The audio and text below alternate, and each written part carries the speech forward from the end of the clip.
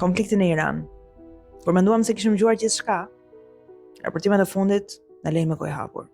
Donald Trump, pas ka marrë informacion nga inteligjenca se lideri i ri suprem i Iranit, udhëheqësi i Iranit, Mojtaba Khamenei, mund të jetë homoseksual. Dhe kjo është arsyeja pse babai i tij nuk donte që ai të udhëhiqte Republikën Islamike përpara dhe vrasjes më 28 shkurt.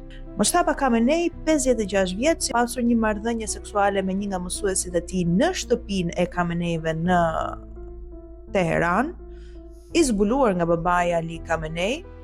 Dhe kjo është arsyeja pse Khamenei i ndjerë nuk donte që i biri të merrte dhe pozicionin e shumë kërkuar. Mojtaba është djali i dytë. Donald Trump, sipas informacioneve nga New York Post, ka qeshur me të madhe kur ka marrë vesh të informacion, por është shoqëruar dhe me habi. Habia e ka bërë të pabesueshme këtë raportim. Në rrjetet sociale qëndrimet kalojnë nga një informacion që qëndron edhe bën sens sipas përdoruesve online, deri te një informacion që është qëllimisht i raportuar për të denigruar dhe imazhin e Mojtaba Khameneit. Disa përdorues kanë aluduar se në fakt personi me cilën Mojtaba Khamenei ka zbuluar seksualitetin e tij ishte ndër mësuesit e parë Said Tusi, që është në fakt një predikues i Kuranit i njohur në Teheran.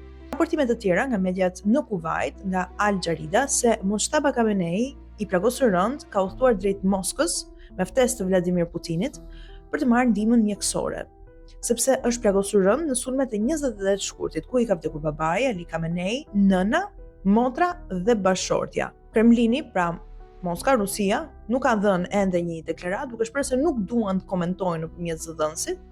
Mendohet se Mojtaba Khamenei po qëndron aty dhe po vijon rekuperimin pas një ndërhyrje të suksesshme.